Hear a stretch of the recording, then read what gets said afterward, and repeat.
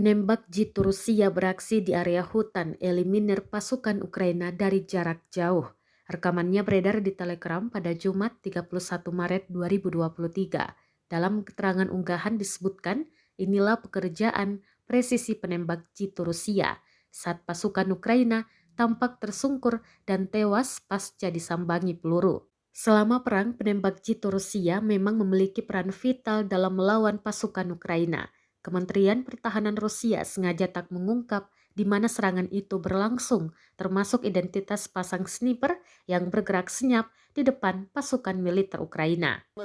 Perang di antara pasukan militer Rusia dengan Ukraina hingga hari ini, Sabtu 1 April 2023, terhitung telah berlangsung 402 hari lamanya.